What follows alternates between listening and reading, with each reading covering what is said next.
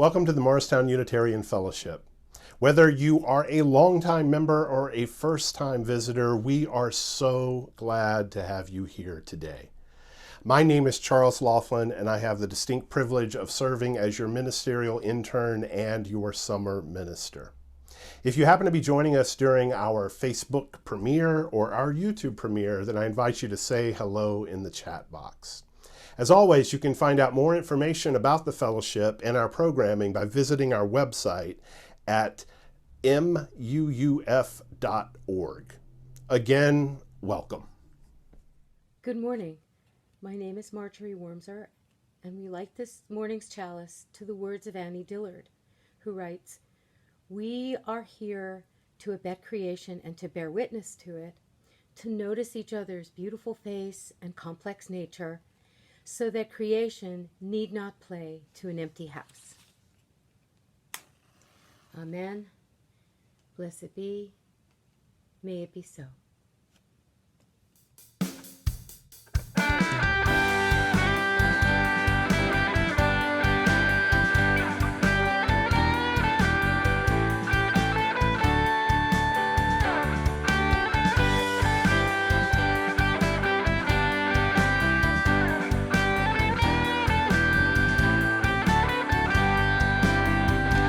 Love will guide us, peace has tried us, hope inside us will lead the way on the road from greed to giving. Love will guide us through the hard night. If you cannot sing like angels, if you cannot before thousands, you can give from deep within you. You can change the world with your love. You are like no other being. What you can give, no other can give. To the future of our precious children, to the future of the world where we live.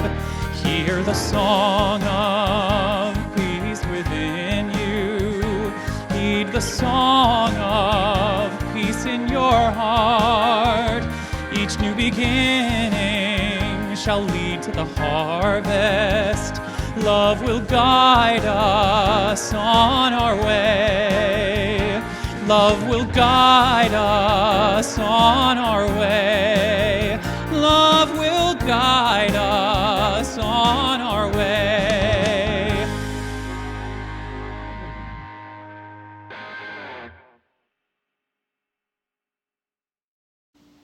I Can Do Hard Things by Gabby Garcia, illustrated by Charity Russell. I don't always feel brave, confident, or strong. Sometimes it's easier to follow others along. I get so many messages about how I should be, pulled in different directions. I feel wobbly. When this happens, I listen for that quiet voice inside. When I pay attention, that voice is my guide. I connect with the love and strength it brings. It helps me remember I can do hard things. I can be a friend to myself. I can feel all my feelings. I can ask for help. I can try again rather than give up. I can believe in myself. I can speak up when it would be easier to stay quiet. I can say no, even to my friends. I can apologize. I can forgive. I can listen to understand different points of view. I can care for my community. I can choose kindness. I can practice peace. I can share my gifts with the world. I can be myself. Hard things can be about what we think, feel, say, or do. What's hard for me may not be hard for you. You are you, and I am me. We walk through the world differently. Trusting my voice helps me find my way. I grow braver and stronger every day. The tough stuff I face is all my own, but I can also remember I'm not alone. I'm ready for the hard things I have to do. And please remember, so are you. Channing has been called the single most important figure in the history of American Unitarianism. His 1819 sermon, Unitarian Christianity, gave the liberal Christians of his day a party platform. He publicly affirmed what liberal Christians had been saying privately. He rejected Trinitarian dogma that made Christ equal to God and Calvinist creeds that demean the inherent worth and dignity of human nature, effectively bringing Unitarianism out of the closet. Thanks in no small part to Channing, liberal Christians no longer hid their objections to an Orthodox Christianity, and Unitarianism emerged as a new religious tradition. Channing preached, lectured, and wrote texts that insisted that God takes pleasure in making human beings happy and finds joy in encouraging the infinite progression of human beings towards the moral perfection of their souls. He set aside the Calvinist image of God as wrathful, angry, and punitive, and rejected the portrayal of humans as irrevocably fallen, broken, and sinful. Harvard-educated, Channing brought together in his theological projects the Enlightenment God of reason, the biblical God of Christian scriptures, the God of piety known through a spiritual change of heart, and the God of providence, who acted through business and government affairs to enhance human life on earth. In this way, Channing was the culmination of the American Enlightenment, and at the same time the transition point to a liberal faith that would eventually remove belief in God, the Bible, Christianity, or Christ as a requirement for Unitarian faith. Human improvement for Channing was a divine mandate. Thanks in no small part to Channing, the affirmation of the worth and dignity of human nature became foundational for Unitarian faith. Human nature was now viewed as essentially sacred, perfectible, and moral. Channing's essays, sermons, and discourses during the 19th century sold more than 100,000 copies in Europe and America. He gave the middle class a religion that affirmed what they personally experienced: progress, liberty, and the pursuit of happiness as a rational, sacred, and political right. According to Channing, the true happiness of man has its seat in the mind which God has breathed into us, in the enlargement of its powers, in the elevations of its sentiments, in the firmness and purity of its principles, in its ascent to its native heaven. Moreover, Channing believed that the religion he preached could help bring about a moral renovation of the world. And as the years wore on, he expected less and less from revolutions, political changes, violent struggles, from any outward modification of society.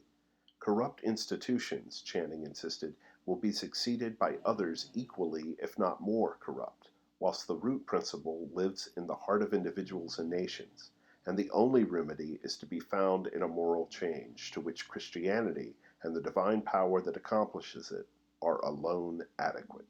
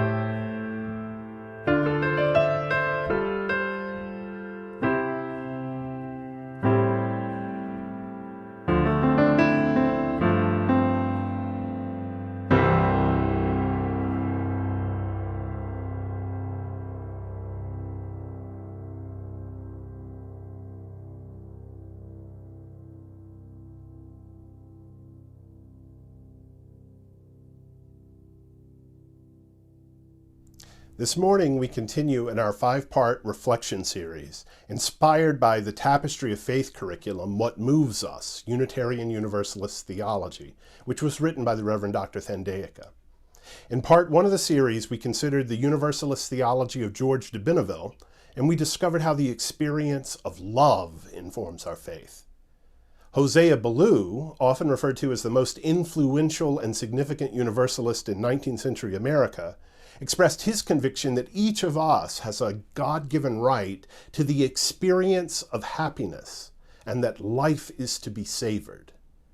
Today, in the 3rd installment, we turn our attention to William Ellery Channing, and we ask how the experience of struggle might speak to our Unitarian Universalist faith today. Now, we continue to investigate the question of what moves us through the lens of the first of our 6 UU sources, which affirms and promotes the direct experience of that transcending mystery and wonder, affirmed in all cultures, which moves us to a renewal of the spirit and to an openness to the forces which create and uphold life. Ours is a faith which calls us to respect the sacredness of our direct experiences and to reflect on how they inform the process of our meaning-making. Now, William Ellery Channing is often referred to as the founder of American Unitarianism.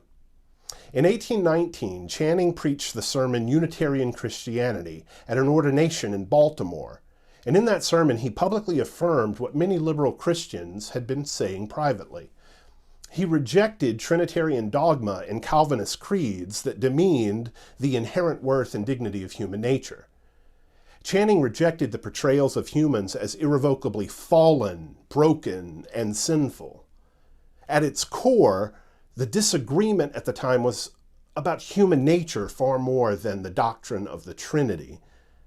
You see, Channing's theology affirmed that men and women were born with capacity for both sin and righteousness. They can choose how they will respond, and within their nature, they have the ability for moral choice.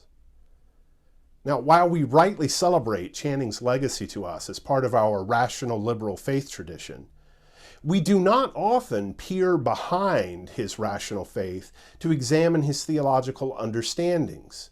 And one of those understandings is, for him, the route to moral perfection was through the control of emotions.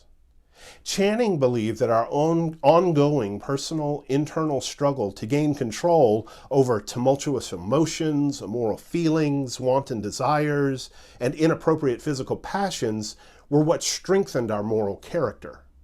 Emotional struggle, Channing insisted, was a major way to develop the moral perfection of our character. But how do we reconcile the extraordinarily positive message we take from his celebration of rational human nature as divine with his sometimes harsh pronouncements against his own unwanted emotional struggles? There's an interesting story from early in Channing's life that I find revealing in terms of his experience of struggle. When he was about 12, his father took him to hear an itinerant preacher. Overwhelmed by the fiery sermon and his father's response, because at the end of the sermon his father said, "That sounds like good doctrine, that." So the young Channing expected that upon reaching home, his father would surely lead the entire family to fall on their knees and pray for deliverance from the impending doom. But instead, the family ate their usual meal, and then his father sat by the fire, puffed his pipe, and read the newspaper. The lesson for the young Channing was that there is sometimes a tension between what people say and how they actually believe. That dissonance informed his experience of struggle throughout his entire life. Another significant experience of struggle occurred after Channing's graduation from Harvard. Channing graduated at the top of his class at the age of 18. He actually entered Harvard at the age of 15. But afterwards, Channing went to Virginia for a year and a half to work as a private tutor. That allowed him the time he needed to read in preparation for his subsequent training at Harvard for the ministry. Now, his study routine was rigorous. He usually worked at his desk until 2 or maybe 3 o'clock in the morning. Frequently, the sun would rise before he even went to bed. When he did go to sleep, he often used the bare floor as his bed. This was his way of trying to overcome what he described as his effeminacy and unwanted sexual fantasies. Once on the floor, he would spring up at any hour and he'd walk about in the cold in an attempt to toughen his heart. Channing also experimented wildly with his diet, and as a result of these routines, he suffered ill health for the rest of his life. Now clearly, that's an experience of struggle that is patently unhealthy. You know, I'm always skeptical when we come up with the idea of controlling emotions, because too often that really means suppressing emotions, and I think that can be a dangerous thing. But there's a final experience of struggle in Channing's life that we want to look at this morning. After completing his divinity studies, Channing was offered 2 churches in Boston, but he chose the smaller, less prominent Federal Street Church, even though it meant lower pay and less prestige. As it turned out, his popularity, it forced the once dwindling congregation to construct a new church building to house its swelling numbers. But what I find key in this experience of struggle are words of Megan Marshall, who describes Channing in her book, The Peabody Sisters. And of Channing, she says, from the start, he used the pulpit to share his private doubts with his parishioners, which had the paradoxical effect of shoring up both their faith and his own. In the pulpit, he was the most intimate and confiding of ministers, and he made a habit throughout his career of using personal experience. For example, the baptism of his own child or the death of a beloved relative in his sermons. Channing was the first in a line of influential American rhetoricians who recognized the power of bringing private experience into public discourse. And this may have been the greatest gift to the generation of writers that followed him: Emerson, Thoreau, Whitman, and others. I fully agree with her assessment that Channing was the first in a line of influential American rhetoricians to recognize the power of bringing private experience into public discourse. And I see in these 3 snapshots a progression that I think can inform our experience of struggle today. Like the young Channing, we too may find in the experience of struggle an opportunity to more deeply reflect, especially when we feel a dissonance between the way things are and the way we think they should be. There's something there worth further exploration. Secondly, there's a warning for us in the experience of the struggle of the young adult Channing, who in an attempt to control his emotions, actually destroyed his health. You see, when we react to struggle in unhealthy ways, whether that's rooted in fear or obstinacy, we can do real harm to ourselves and to others. When the struggle for control becomes actually emotional repression, we can get ourselves into trouble. But finally, it's in the more mature Channing, that minister who, despite doubts and uncertainty, dares to share that experience of struggle with his community. That provides the possibility of life-affirming transformation. There can be power in bringing private experience into public discourse, especially within the parameters of a covenantal community. Isn't that why the experience of struggle moves us? Because we strive to create a covenantal community where we can bring our full selves, even those parts of us that are filled with doubt and uncertainty, even those parts of us that feel broken and incomplete. Religious community does not guarantee a particular outcome. It doesn't eliminate every obstacle. But maybe, just maybe, we will discover that it is in the company we keep, in community that we are intentionally building, that the journey truly becomes worthwhile. What moves us? The experience of struggle can move us when it is shared in covenantal community. May it be so.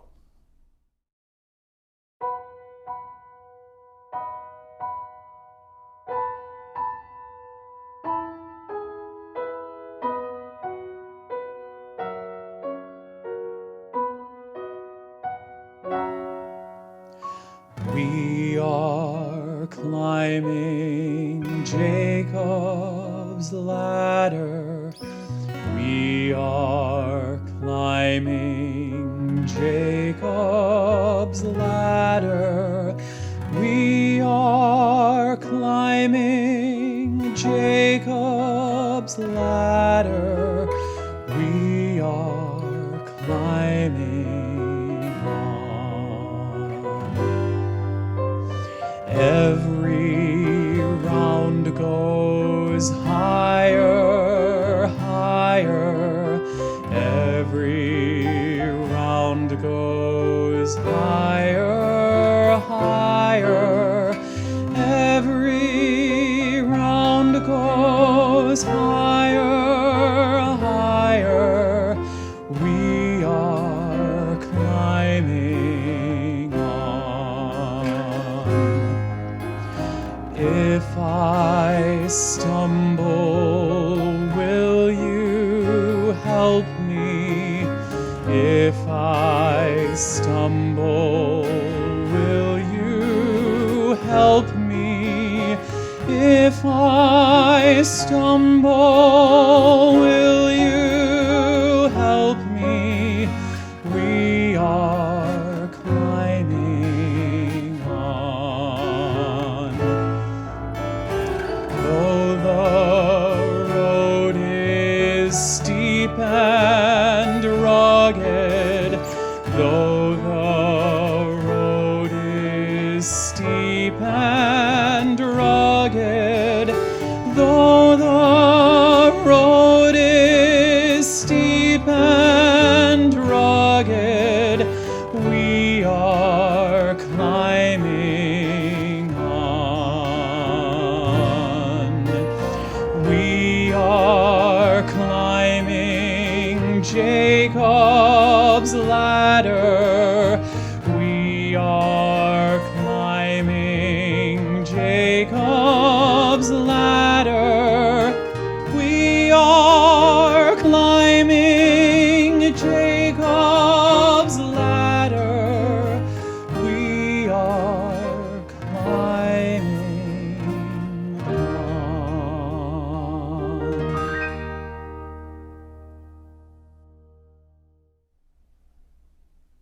Our closing words are from Singing the Living Tradition, number 652, The Great End in Religious Instruction by William Ellery Channing. The great end in religious instruction is not to stamp our minds upon the young, but to stir up their own, not to make them see with our eyes, but to look inquiringly and steadily with their own, not to give them a definite amount of knowledge, but to inspire a fervent love of truth, not to form an outward regularity, but to touch inward springs, not to bind them by ineradicable prejudices to our particular sect or peculiar notions, but to prepare them for impartial, conscientious judging of whatever subjects may be offered to their decision, not to burden the memory, but to quicken and strengthen the power of thought, not to impose religion upon them in the form of arbitrary rules, but to awaken the conscience, the moral discernment. In a word, the great end is to awaken the soul, to excite and cherish spiritual life. Blessed be. Go in peace.